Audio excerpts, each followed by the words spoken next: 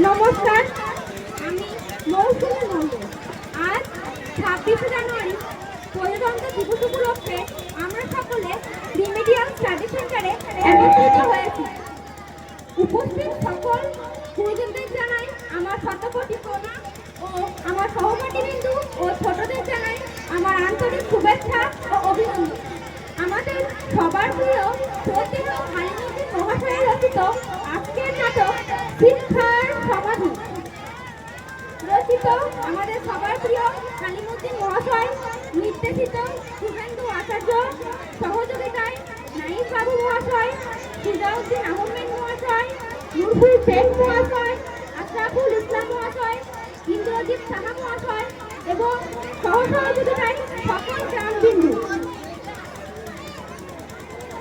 সাকিব খানের অভিনয়ে সঞ্জীব দাস, রহিমা বিবির অভিনয়ে ইজা পারমানিক, সরস্বতী দেবীর অভিনয়ে সুস্মিতা মুখার্জি, সঞ্জয় খানের অভিনয়ে রাহুল ঘোষ, করিম শেখের অভিনয়ে পিন্টু শেখ, গণেশ মন্ডলের অভিনয়ে রকি সাহা, রামু শেখ অভিনয়ে রাজকুমার মন্ডল।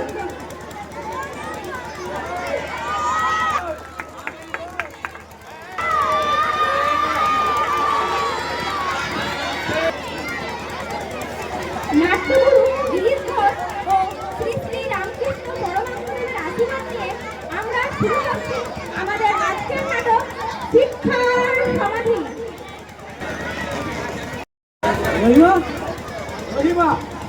কোথায় নাকি ব্যাপারটা কি? বাড়ি ফিরে সারের মতো এত চিল্লাচ্ছ কেন? মানে আমি সারের মতো চিল্লাচ্ছি? ছেলেটা কোথায়? তুমি খোঁজ খবর নিয়েছো নাকি পাশের বাড়িতে টিভি দেখে জানতে পারছ? মিনসে আমার টিভি লাগাটাই দোষ হলো, আর তুমি যে সেই সন্ধ্যে ভোরে মোবাইল ফোন দেখছো, ফেসবুক ঘাঁটছো, সেটা বুঝে আমি দেখতে পাই না? আমার সুন্দরী রে, তাহলে আমার একটু টিভি দেখতে মন হয়। মিনসে আমি বাড়িতে একা একা বসে থাকবো? সন্ধ্যা হয়ে আসছে, বাচ্চা বাচ্চা নামই নেই, এইদিকে আমি সন্ধ্যে রাতে দেখো না, হয়তো কোথাও বন্ধুদের সাথে বসে আড্ডা দিচ্ছে, না হলে ওই মোবাইল ফোনে কি একটা গেম হচ্ছে না, তোমার মার মার মার ওই গেমই খেলছে। তাই চলো, আর ছেলেটাকে চলো ঠিক করে বাঁকাবো।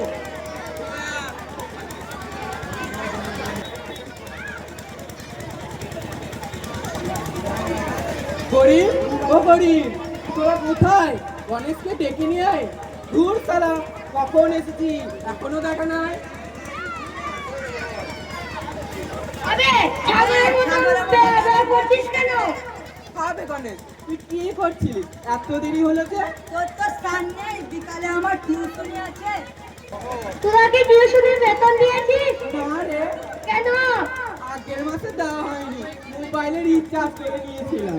আমারও একই অবস্থা, স্যার চাইছিল, বললাম এনে দেবো, বাবাকেও চাইতে পারছি না আর স্যারকেও দিতে পারছি না, মাকে বলে দেখবো দেয় কিনা। গুড আইডিয়া, চল মাকে কি বলে দেখি, নিশ্চয় দেবে। হ্যাঁ বে, তোকে দিচ্ছে তোর মা। আসার সময় তোর বাবা মাকে জিজ্ঞাসা করলো যে রাখালটা কোথায় রে? তুই কি বললি? আমি বললাম আমি ওকে দেখি নাই। আরে করি, তোর মাথায় বুদ্ধি আছে বলতে হবে। আমি তোদের মতো মোটামুটি নাকি? আরে তোরা চুপি, কি করা যায় সেটা বল। এক কাজ কর, কিছুদিন গেম খেলাটা বাদ দিয়ে ঠিক হবে টিউশনের দিকে ধ্যান দে, হয়তো বাবা বাবার রাগটা কমবে। বাহ, বাহ, মন্দ মন্দ বলিস বলিসনি নি। তো। চল তাই। তাই করি, কয়েকদিন পর আবার দেখা আবার যাবে। দেখা যাবে।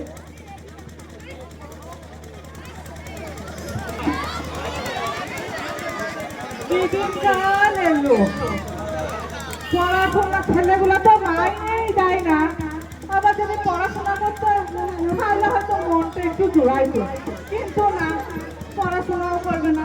আবার যদি বলি তাহলে আবার বলবে আমি পড়েছিলাম না, কি করলে? সত্যি এই প্রশ্নের উত্তর দেওয়াটা খুব মুশকিলই হবে। মাস্টার মশাই বাড়িতে আছেন নাকি? আমি গণেশের মা মাস্টার মশাই। ও তাহলে আপনি গণেশের মা? হ্যাঁ, আমি ওই বনমাস্টার মা। আচ্ছা মাস্টার মশাই, গণেশ এবং তার বন্ধুগুলো ঠিক মতো লেখাপড়া করছে তো? দেখেন, আমি পেশায় শিক্ষক, মিথ্যা বলতে পারবো না। মিথ্যা বললে হয়তো বলটা আপনারা আপনাদের ছেলেমেয়েরা খুব ভালো বলে, কিন্তু না, সেটা আমার পাপ হবে।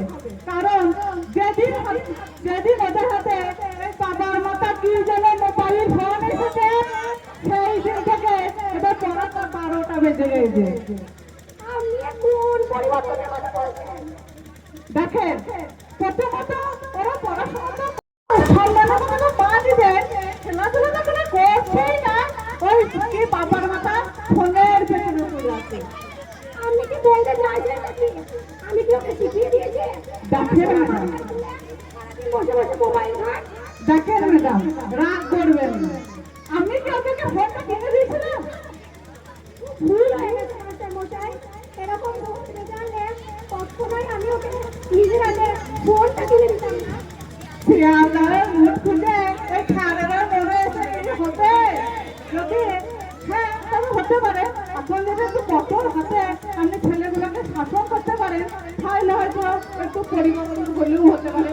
কিন্তু আজকে এইসব কথা বাদ দিয়ে কালকে আমি তো পড়াইতে যাবো, তখন এইসব পেশা নিয়ে আলোচনা করবো। আচ্ছা ঠিক আছে।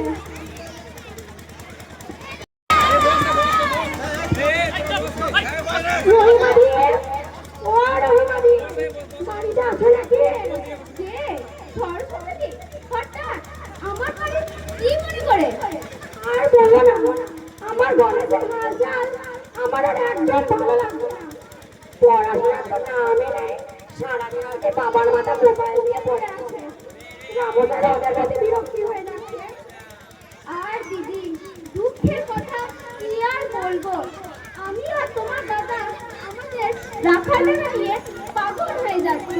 আবার শুনলাম নাকি রাহুল স্যার বলেছে ওনাকে ঠিকমতো বেতনও দেওয়া হয় না।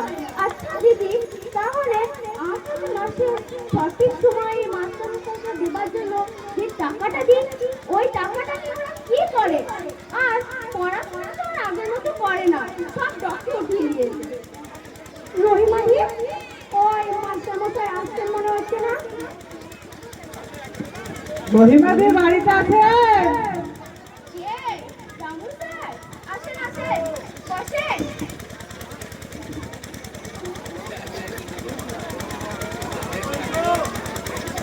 আর কেমন থাকবো? এই শিক্ষকতার পেশাটা যদি না নিয়ে কোনো দিন মজুরের পেশা বেছে নিতাম, হয়তো মনে থেকে একটু শান্তি পেতাম। নিজের চোখের সামনে এই শিক্ষা ব্যবস্থাটাকে যেভাবে জলাঞ্জলি দিতে দেখছি, নিজেকে যেন মনে হয় মাটির সঙ্গে মিশিয়ে ফেলি। আচ্ছা মাস্টারমশাই, আমার ছেলে বর্তমান অবস্থা কি? ও ঠিকঠাক মতো পড়াশোনা করছে তো? আমার ছেলে এই তো দেখলাম আসার সময় দুটো মেয়ে রেখে পেছন থেকে নাকি এখন সেই আধুনিক সব বিজ্ঞান নাই মেয়ে পড়তে লাগিয়ে দিল। কি বলছেন নাকি মাস্টারমশাই? ওই ছোটটুকু পিঁপড়ে ছেলে নাকি সব মেয়ে রেখে লেখাপড়া গান চালাইছে? শুধু তাই নয় সরস্বতী দেবী, তার সঙ্গে আমার আদরের পুত্র গণেশ এবং করিমও আছে। তাদের হাতে এখন নাকি দুটো লাল গোলাপ, কি জানি কি করবে। কি বলছেন নাকি মাস্টারমশাই? তাহলে ওরা কি পড়াশোনা বাদ দিয়ে শুধু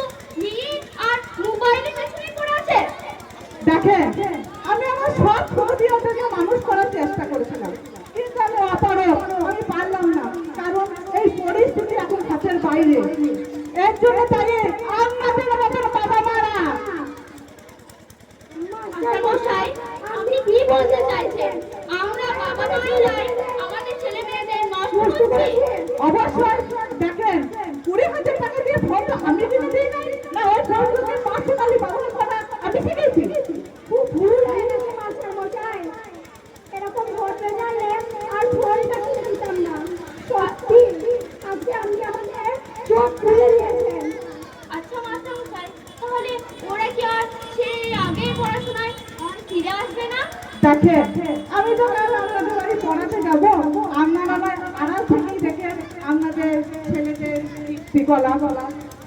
আচ্ছা তাহলে কালকেই দেখা যাবে ফোন। এখন তবে আমি আসি। গেম খেলিনি, মা তো ফোনই নাচতে দিচ্ছে না। রামু স্যার বোধহয় আমাদের অকর্মের কথা মাকে বলে দিয়েছে। এবার সুযোগ পেলে তো আর ছাড়ছি না। সঞ্জয় করি তোরা কই রে? কি রে এত ডাকছিস কেন? তোরা এসেছিস? বল তো কতদিন ঠিকভাবে গেম খেলিনি? তাহলে শুরু করা যাক। চল তুই গেম খেলাই যা খেলে।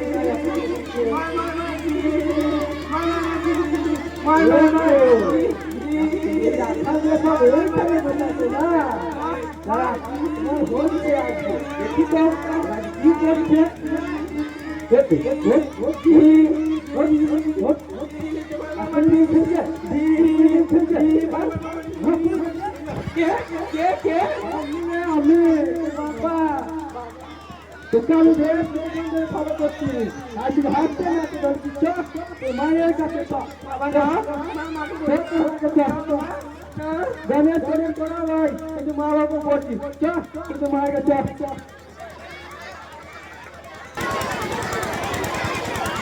তোরা জানিস বাবা আমাকে কি কেলানটা না কেলালো, বিছানা থেকে দুদিন ধরে উঠতে পারিনি। আবে তোর তো বাবা মেরেছে আমাকে, জানিস আমার আব্বাকে বলেছে ঘরে বিয়ে দিয়ে দেবো, কেন্দ্র মরে যাবে। আবে এইসব বাদ দে, যা হয়ে গেছে তা নিয়ে ভাবিস না। ওই যে মাস্টার মশাই আছেন, কিভাবে পড়া দিবি সেটাই ভাব। স্যার যদি মা বাবার সামনে ভুলভাল রিপোর্ট দেয় তাহলে বোধহয় আমাকে আর বাড়িতে রাখবে না। তোরা সবাই এসে গেছিস? তো এসে আবার কি অভ্যাস করলি? তোদের জন্য তো নাচ দেখা যাবে, তোদেরকে ছাত্র বলতে লজ্জা করে। এমন কেন বলছেন? এমন বলবো না। পড়াশোনা তো করিস না, তবে এই সরকারি একটা ব্যবস্থা করেছে, না পড়েই পাস করে গেছিস। জ্ঞানের তো কোনো বালাই নাই। ছাত্রদের সম্মান করে তো ছেড়েই দিলাম, তারপরে তো খেলাধুলা তো করতে পারবি না, তোদের মতো ছেলেদের হবেও না। ওই যা ওই ফোনটা নিয়ে ওই পাঁচ টাকাতে ফ্রি ফায়ার যাবে, ফ্রি ফায়ার। স্যার আমাদের ক্ষমা করে দেন, আমাদের বড় অনেক বড় ভুল হয়ে গেছে। স্যার আপনি আমাদের চোখ খুলে দিয়েছেন স্যার। স্যার সত্যি যদি আমরা আমাদের ভুলগুলো আগে বুঝতে পারতাম তাহলে না নিজেকে শুধরে নিতে পারতাম। এখন এমন এক পর্যায়ে বলতে গেছি, না পারছি নিজেকে শোধরাতে, না পারছি বাবা মায়ের কাছে ভালো রাখতে, ছেলে হয়ে থাকতে। আপনার মতো ছাত্র সবার কাছে ছাত্র হয়ে থাকতে পারছি না। স্যার আমাদের ক্ষমা করে দিন, আমাদের ভুলগুলো আমি বুঝতে পেরেছি। প্রত্যেক মাসে শেষে বাবার কাছে বেতন নিয়ে সেগুলিকে আপনাকে না দিয়ে তাই কাকি উঠেছে মোবাইলে পেছনে বন্ধুদের সঙ্গে বলার করে দিয়েছি। হ্যাঁ, তোরা যে ভুলটা বুঝতে পারছিস, এটাই আমি খুশি। আজ আমার মনে হচ্ছে এই শিক্ষকদের পেশা খুঁটিয়ে আমি ভুল করে নাই, ওর মধ্যে আমার গর্ব হচ্ছে। এই শিক্ষকদের পেশা এখন হাজার হাজার তোদের মতো ছেলেদেরকে সুপথ নির্দেশ করতে পারবে। সত্যি মাস্টারমশাই আপনার কোনো তুলনা হয় না। সত্যিকারে এই জীবনে সব থেকে বড় মুহূর্ত এসে আমি পৌঁছেছি। এই মুহূর্তে এসে না পৌঁছালে আমি জীবনে সব থেকে বড় মুহূর্ত জিনিসটা হাতটার হয়ে যেতাম। সত্যি দাদা, আপনি ঠিকই বলেছেন। শুনেছিলাম শিক্ষকরা নাকি সমাজ গড়ার কারিগর। আজকাল বাস্তবটা মাস্টার মশাইকে দেখে বুঝতে পারলাম। সরস্বতী, আপনি ঠিকই বলেছেন। আমরা বাবা মায়েরা যেটা করতে পারিনি সেটা মাস্টার মশাই করে দেখিয়েছেন। আমাদের ভুলাঙ্গা ছেলেগুলো যে তাদের ভুলটা বুঝতে পেরেছে, এটা আমাদের খুব খুব খুশির দিন আছে। আজ আমার যেন মনে হচ্ছে সব সামনে আর হাত বসেছে। আপনাদেরকে কি বলবো বলে বোঝাতে পারবো না। বর্তমানে আপনাদেরকে বলছি, বর্তমানে শিক্ষার অনুকূলে আজ সমাজে নেই। বিভিন্ন কারণে প্রকৃত শিক্ষা বিলুপ্তির পথে। কিন্তু আমার এই মুহূর্তে এসে বিভিন্ন ছেলে মেয়েদের যেন দেখে মনে হচ্ছে তারা যেন সত্যি শিক্ষা থেকে যেন বিলুপ্তির পথে অর্থাৎ সমাপ্তির পথে চলে গেছে। এইরকম একটা মুহূর্তে এসে আমি বুঝতে পেরেছি যে না, শিক্ষা এখনো শেষ হয় নাই। যতদিন সমাজে সাহায্য হতো শিক্ষকেরা বা মাস্টার মশাইরা বেঁচে থাকবে, ততদিন সমাজে শিক্ষা বেঁচে থাকবে। এই জন্য আমি বলছি আপনাদের পিতামাতা ও গুরুজনদেরকে বলছি যে আপনারা শিক্ষাকে সম্মান করতে শিখুন। শিক্ষাকে সম্মান করার সঙ্গে সঙ্গে আপনাদের ছেলে মেয়েদেরকেও ন্যায় ও নীতির কাজ শেখান এবং তার সাথে সাথে ছেলে মেয়েদেরকেও শিক্ষা নতুন করে নতুনভাবে শিক্ষা শেখান। সেই ছেলেদেরকে প্রধানতভাবে অপমান করতে শিখুন, তার সাথে সাথে আমরা ছেলে মেয়েদেরকে অভাবটা বুঝতে শেখান যে এই দুনিয়াতে কতই না পরিস্থিতির মধ্যে দিন চলেছে আমাদের। সেই জন্য বলছি, দেখবেন এই যে আপনারা যে শিক্ষা দেবেন